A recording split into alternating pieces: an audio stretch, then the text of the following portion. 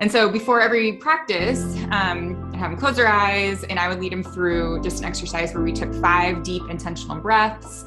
And it's like they're inhaling confidence, strength, power. At the top, they say their reset word, we should talk about in the mistake ritual. And then they exhale like any worries, any doubts, anything that came before this practice, it doesn't matter. And we just intentionally do that 5 times. And then I take them through a visualization with for each of their affirmations. And so it's like they'll say their first one and then they visualize it, second, third. And then we also, before each practice, write down something we're grateful for. Grateful, oh yeah, able, oh yeah, I'm stable. Welcome to the Elev8 podcast. I'm your host and coach, Tyler Johnson. Thank you for tuning in. If you are a return listener, I'd be grateful for your rating or review. And if you dig this episode, give us a like or share. And now, whether you've tuned in to elevate your mindset, your game, or just your day, you are in the right place. My guest this episode is an elite performance coach for female athletes, an educator and champion volleyball coach. You can find her on social media at Smedley. And after this episode, visit www.christinabrianne.com/elevate. Welcome to the Elev8 podcast, Breanne Smedley.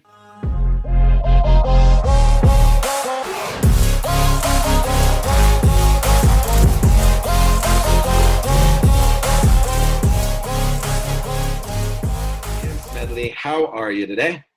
Thanks for having me. I'm doing really well. Good. We're excited to have you. You bring a great background to the audience here with mental skills, being a former college athlete, coaching as well. Flashing back to being a student athlete, what were some of the greatest maybe experiences and then the lessons that are eventually all taught to us student athletes for you? Yeah, going back to those days, let's see here. The thing that comes to mind first is my college playing experience. And I had a bit of a different path than some people. I was a walk-on at a Division II volleyball program. And that was because I actually quit playing volleyball, the sport that I loved, when I was a senior in high school.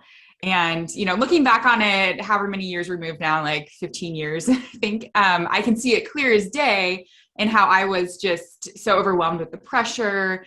You know, I didn't know how to handle those, not just pregame nerves, but like the expectations and not letting people down, things like that. So I quit and then I actually got an opportunity to play because I missed it so much. And it turns out I tried out, walked on this amazing volleyball program that I got to be a part of. And it really shaped my 4 years in college. I had to work my tail off to be a starting full-ride scholarship athlete by the time I was a senior, and made the best friends that I still am in contact with. I learned from one of the most amazing coaches who has really shaped my decision to get into coaching. And so I think the lesson, you know, I learned a lot, but I think one of the main lessons that I learned was how to trust myself and how to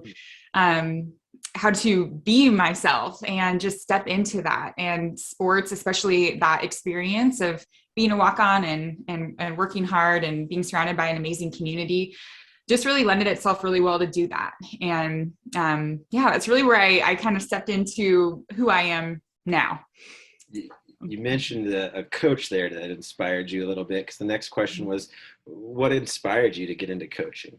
Yeah, I think part of it was my coach in college, and because she coached in such a different way than I had ever experienced. And now it's becoming more common, just that relationships over outcomes and connection before anything else. And she just did a phenomenal job of connecting with me as a person. And even though I was just a walk-on, you know, air quotes, and sometimes walk-ons I coach high school volleyball and I have high level athletes, and, you know, they're like, I don't want to be a walk-on. You know, they have this like bad view of it. Right. And, you know, she made me feel like I was a starter from the first day that I got in there. Like, she gave the same level of care and attention to every single one of her athletes that came through the program. And she got the most out of us as a result of that. Now that I see it from there, you know, I felt so safe, so cared for, but she also had this high level of expectation that made made me want to be my best. And she did it in a way that was just so empowering.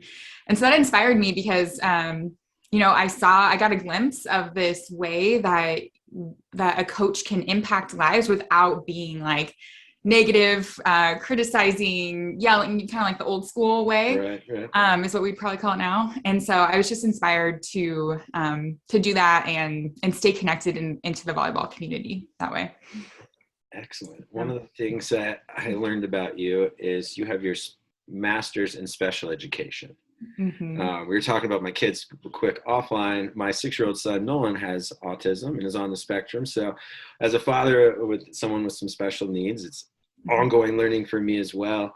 How has that master's and experience in special education helped your coaching? Yeah, it's helped a lot. And I didn't actually anticipate, like I didn't think, okay, I'm going to, study special education so that I can, become a better coach, but obviously everything's connected. Yeah. And one of the main ways that I feel like it really has helped my coaching is to realize that everyone is at a different level, and that my athletes or my students don't need to conform to me. I need to provide access for them.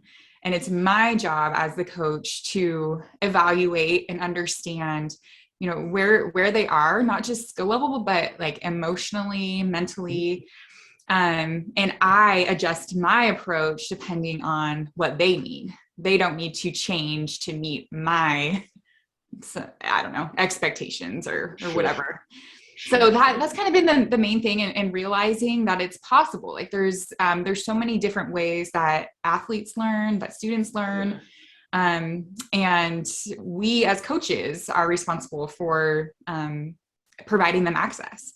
And so special education and what I've learned with my background there has just shown that there are so many modalities and so many ways that athletes can connect and get to their next level. No one's out of the game because of that. So have you ever heard the popcorn analogy? Oh, I just heard that yesterday, actually. It made me think of it when you talked about kids learning. So now that we've teased it, do you want to share it?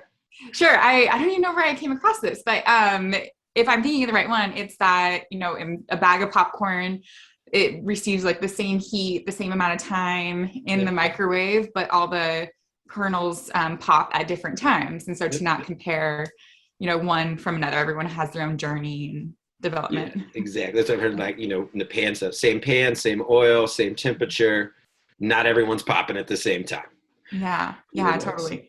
Love that approach, and thank you for sharing those sentiments. I think that's great. You're a volleyball coach still. You're a mental performance coach. What kind of, was it that relationship coach, or was it later on that shifted a great emphasis that you saw in coaching and teaching mental skills? Yeah, the mental skills, yes, I got a taste of that when I was in college. So my coach, she did emphasize the mental side of the game. And that's kind of where I first got a taste of like, I'm not alone in thinking that there's expectations and there's pressure and I'm not sure how to handle this. And I'm not alone with, these like negative thoughts that are going on in my head. And so I kind of got a little taste of it. I started studying sports psychology a little bit with my undergrad as well. And the real game changer came in, like the real time that I saw the importance of it was when I started coaching. So I got out, I started coaching actually like my senior year of college. So I was like 22, and I was given this team, like this 15s club team. And the director was like, okay, here's your roster. Here's the whistle. Like, go coach them up. I was like, what? Okay, I guess we'll go for this. And the point being that like coaches, especially young coaches, you're not trained in the area of like mental skills. You just go coach how you were coached is basically like what it comes down to. Right. And I realized over time, like the teams that I continued to get, I could teach like volleyball skills all day, and they can learn the skills, they can get better at passing. But if they don't know how to perform under pressure, or they don't believe in themselves, even though I tell them all day, like you've got this, you're good. if they don't believe that, they're not going to be able to perform when they get out there.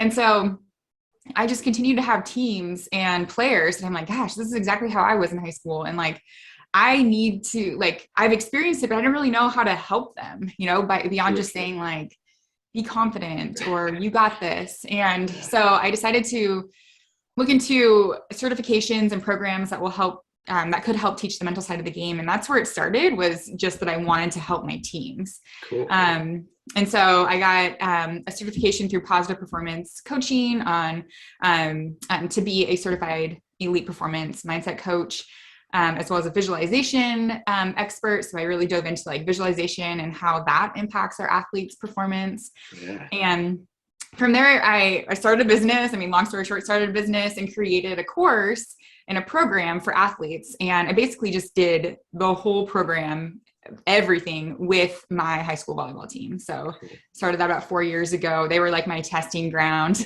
And like, I'm like, I'm going to take you through this. I know this might sound weird. We're going to start visualizing and start saying affirmations, and we're going to have routines now. And 4 years later, I mean, we won the state championship this year. So, I mean, the results speak for themselves, and like, it really is, it turned out like it's that link. Like, athletes need the physical skills, but they have to have the mental skills to show up and get it done. So, I think even today's day and age, it's such an unlock to the skill development. I think there's got to be, if you said you started 4 years ago, there's got to be some quip. You don't have to call her out, but has a girl or player come back and said, referenced that and how it's helped her? Oh yeah. Okay. Well, she hasn't, I from this season, it was super, like, this gives me goosebumps every time I talk about it. But so we won the state championship, and in the car ride home, like, I was driving a group of like 5 girls back. We're like, yeah, this is the best way to end and all this. And one of my senior captain setter, if you look up the team, you'll figure out who that is. But she was like, Bree, I knew we were going to win the state championship. And I was like, how'd you know that? She was like, when you did that last visualization in the locker room, like before we went out, and we'd been visualizing and, doing mental skills the whole season, but she's like, this last visualization, I brought them through like, okay, we're going to just see ourselves warming up on the court, like see ourselves in the dome. I kind of took them through just like mentally this, like how the game's going to go. Okay, we're going to hit a slump. We're going to get down, like how you're gonna, like all those scenarios. Yeah. And then I took him through like the end, winning that last point, going in a dog pile in the middle of the court, lifting the trophy up. And she was like, when you did that visualization, I started crying. And like, I could see, this is before we went out, like for the match. And she was like, I started crying, and I could see it. And I knew we were going to win at that point. And so to see it actually like play out like that, I mean, it doesn't always happen that way. It took a lot of work. It wasn't just, you can visualize it and happen, but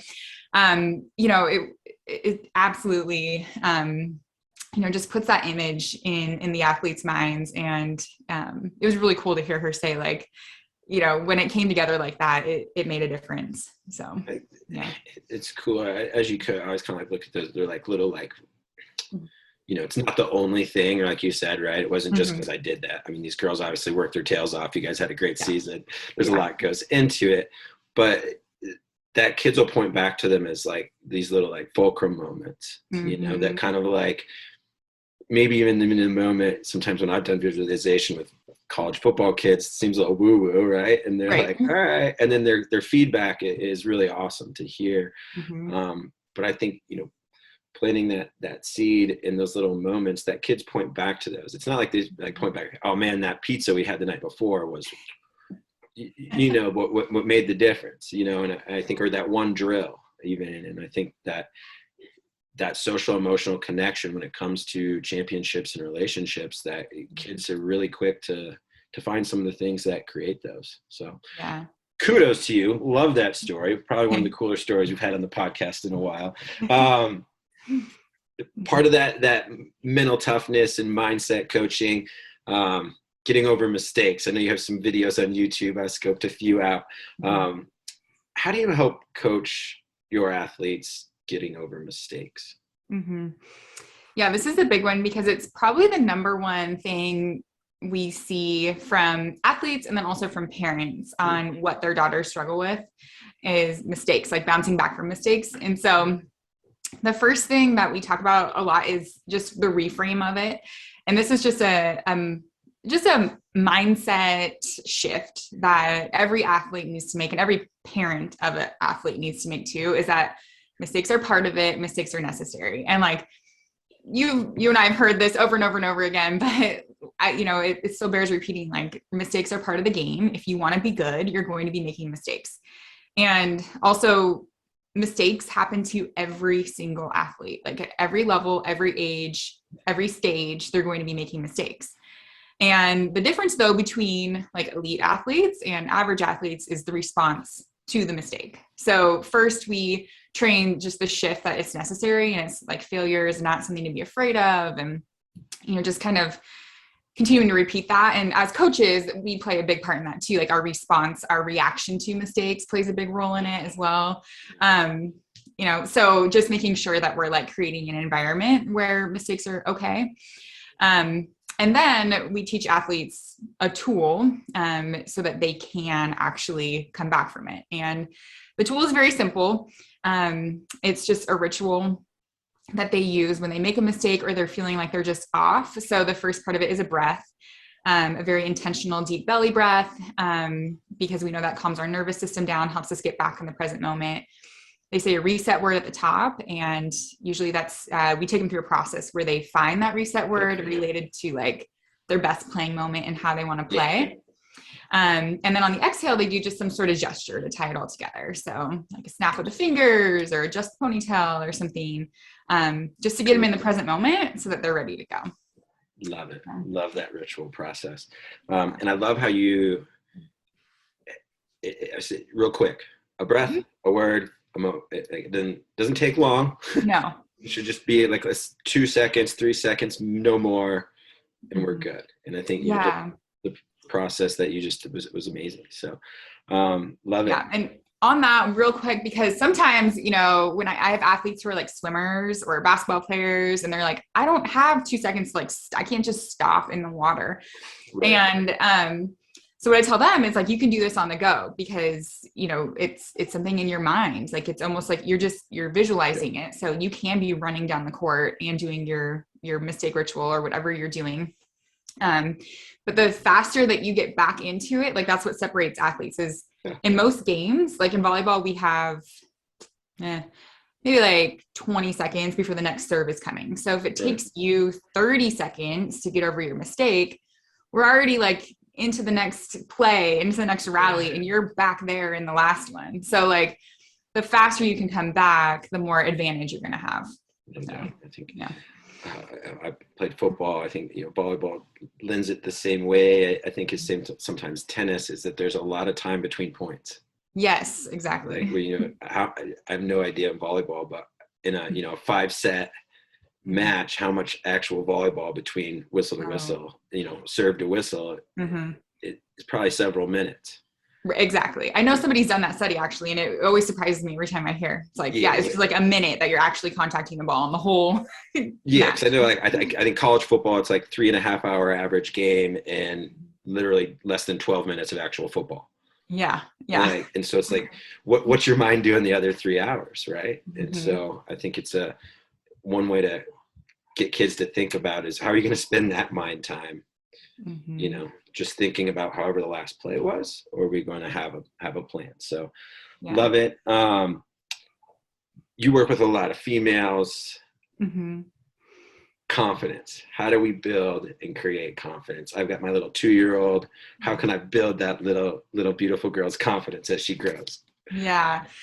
Confidence, when it comes down to it, is trusting ourselves. And part of that, especially, I'll speak to it from the perspective of how a parent can help build their athlete daughter, or just their athlete's confidence.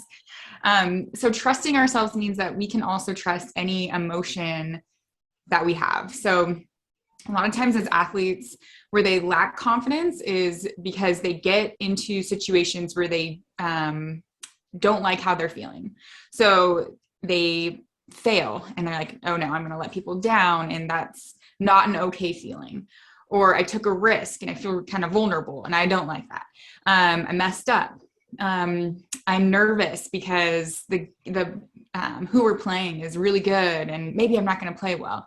And so they get in these situations where they're like, they're having these emotions and they're kind of putting a label on them as if they're like not allowed to have that emotion. It's a bad emotion. So they're associating it negatively. And so we want to shift that to where athletes can trust themselves in any situation. Yes, they might fail, they might make mistakes, but the confidence comes from knowing that they can move through that and they can be okay with it. And so a lot of this, like coaching just parallels parenting so much.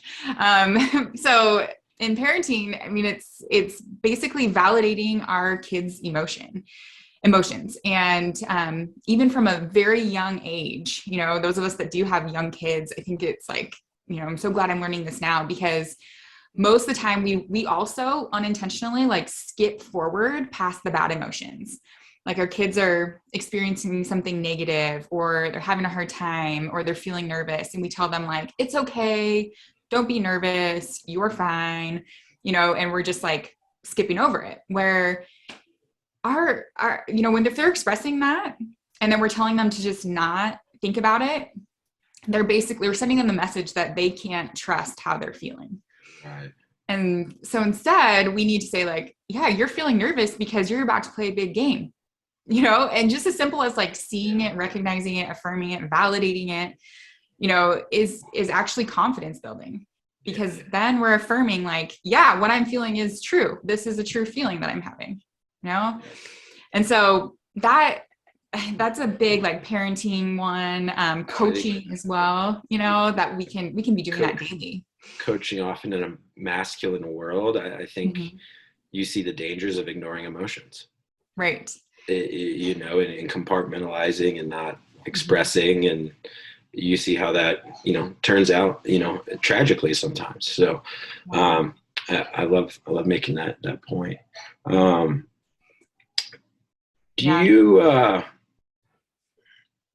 You talked about kind of some of the stuff you did with your team.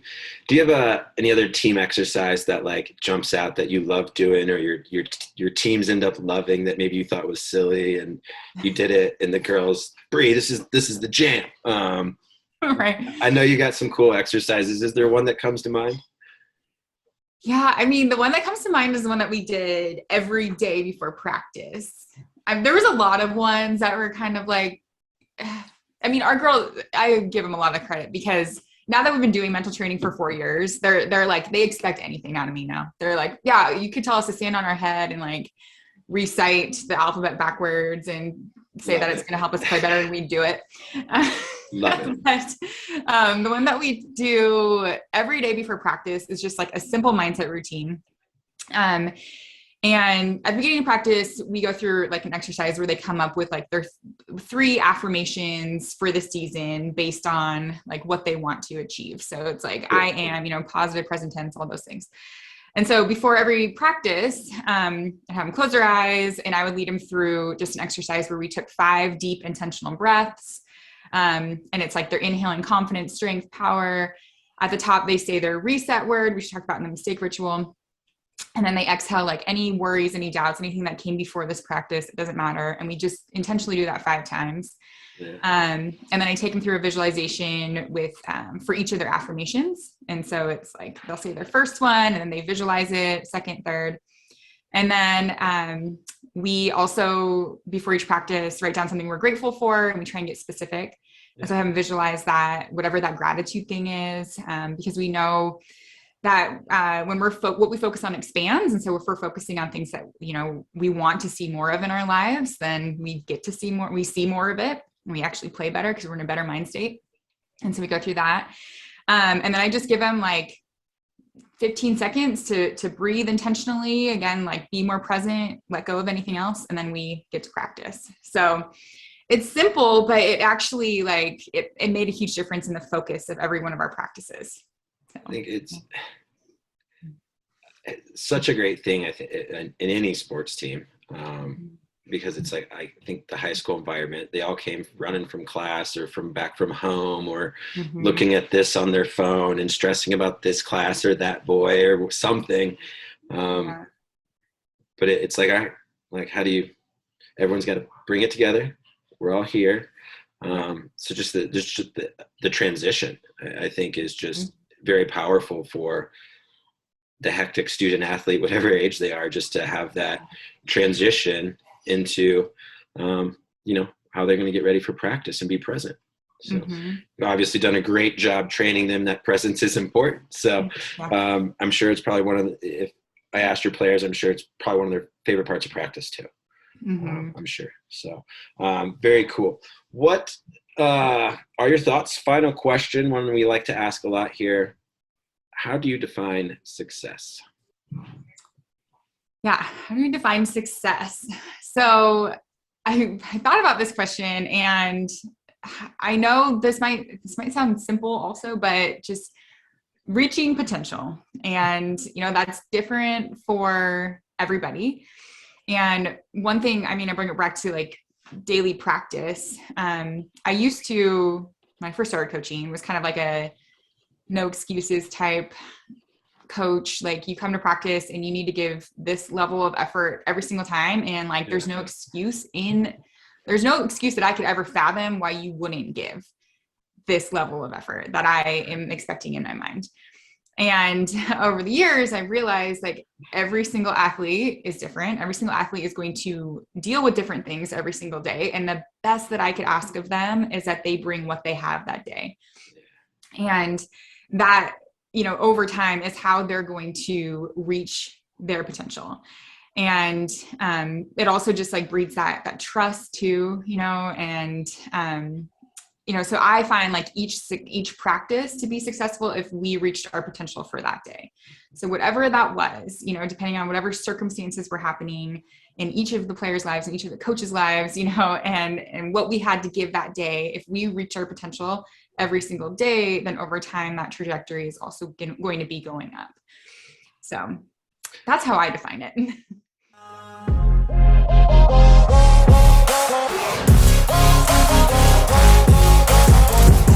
Thank you for tuning in and all the way to the end. Appreciate that. If something this episode caught your ear, is useful or unique, I would love if you would share it, or, a thumbs up is always encouraging as well. If you want to come back and check out more videos, smash that subscribe button, ring that bell for notifications, and we'd love to have you back. Have a great day, and go elevate others.